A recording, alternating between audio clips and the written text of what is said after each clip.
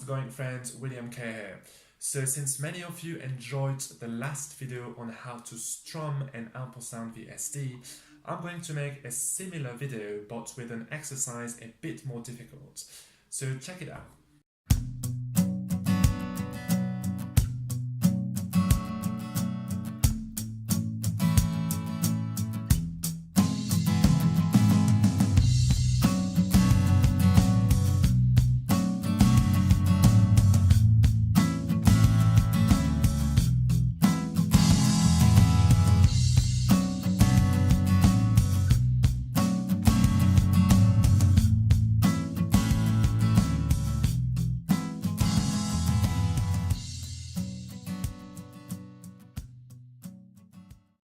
Remember, in the first tutorial we learned how to make chord progressions with the chord bank.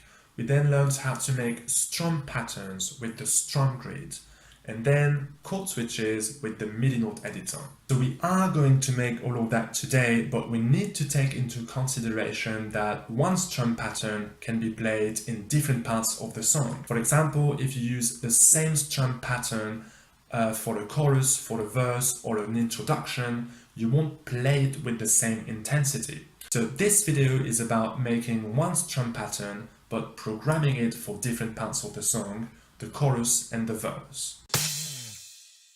Okay, so before we start, just make sure that the tempo is set at 90 BPM. Also make sure that the delay of the track in which you have the plugin loaded is set at minus 50 milliseconds. Then open the plugin. In the main view, press the O on your keyboard so you activate the palm mute mode. Then select the strum library.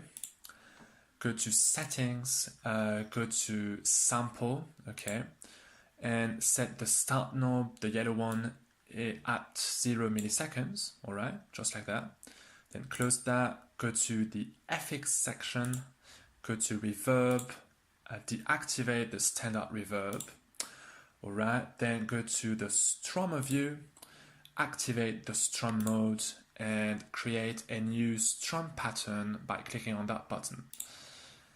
And then we shall start. Now let's create a chord progression. So we'll go with the B minor, first position. Then we'll go with the B minor 7 in the second position. Then we'll have an A major, first position. And then we'll have an E major, first position as well. Then let's go with the strum pattern. So select the first chord, okay, the B minor, and we'll have a root note with string number 5. So you click, you hold, and you drag it to the right. Okay, so we make sure it lasts half a beat. Then root note again, click, hold, and drag it to the right. Then we'll have a down treble, okay, click, hold, drag it to the right. Then down bass, upstroke, down bass, upstroke, down bass, upstroke, and down treble. You click, you hold, and you drag it to the right. Then to close the measure, we'll have a downstroke again and an upstroke. And it sounds just like this. So if you remember, in the last video we said that working on velocities was super important. Why? Because velocities will enable us to apply emphasis to a song. And in most music genres, emphasis is in general put on the second and the fourth beat. So what we can do is decrease the velocities of the two down treble sequences, okay, to between 70 and 79, just like that. And then we can decrease the velocities of the down bass sequences, okay, to say between 40 and 49, okay, so like really low. That one and that one too. And if you remember as well, we said that for a guitarist in the real world, it's always easier to strum down than to strum up. Okay, so for that reason, in general, an upstroke will be always lower in intensity than a downstroke. So it will be safe for us to decrease these velocities, okay, of the upstroke sequences to between 30 and 39, okay? That one, hip, and that one too. Alright, and for the root notes, you may just let that one, the first one at 90, okay? But you can decrease the second one to between 60 and 69. And it sounds like this. So it sounds a bit weak, but what we are going to do will make it warmer. So what we're going to do is to switch mode from palm mute mode to sustain mode, but we are going to do that at two very precise moments.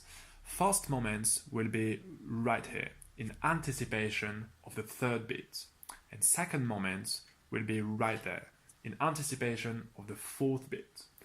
So these two upstrokes will be played in sustain mode, and immediately after we'll come back to palm mute, and that will sound just great. Okay, so let's close the plugin. Let's create a MIDI clip. All right. Just make sure that the MIDI clip lasts one measure. Okay, so you can reproduce what I will be doing without difficulties. So we are going to draw a C1, which will trigger chord number 1, and a C3, which will trigger pattern number 1, and we want it to last the whole measure. Then we said that the strum pattern was designed to be played in palm mute mode, okay? So we are going to draw a DO at the very start of the measure. DO triggers palm mute mode.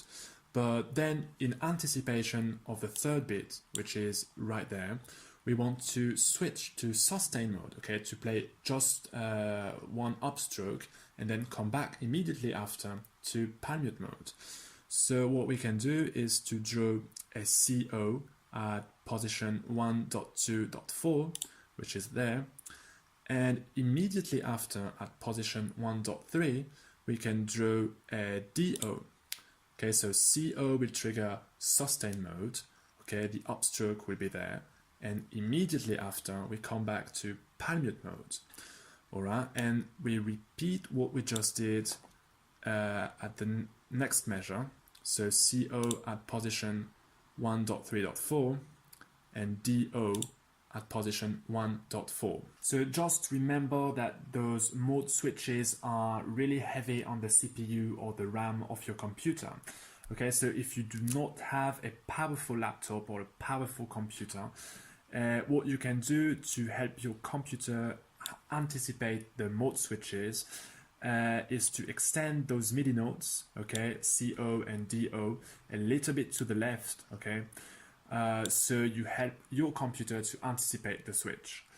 So once you have it clear, just press play and it should sound like this. So it sounds cool, but I do think that we need to increase the velocity of the first upstroke right here up to say 70, 79. Okay, so once you've done that, just close the plugin, go back to the MIDI note editor, increase the number of measures to 4 measures, and what we can do is, let me just make sure that it is applied there. Yep. And then what you can do is to select everything we have, okay, and then duplicate 1, 2, and 3. Then we can program the chord switches. So at measure number 2, instead of having a C1, we'll have a C sharp 1, which will trigger chord number 2. Then at measure number 3, instead of having a C1, we'll have a D1, sorry, which will trigger chord number 3, the A major. And at measure number 4, instead of having a C1, we'll have a D sharp 1, which will trigger the E major, chord number 4. But then at measure number 4, we'll have a problem. Why? Because we are trying to play the pattern number 1, which is designed to play the root notes of the chord with string number 5. Okay, but if we select the E major, the root note needs to be played with string number 6, okay, not string number 5.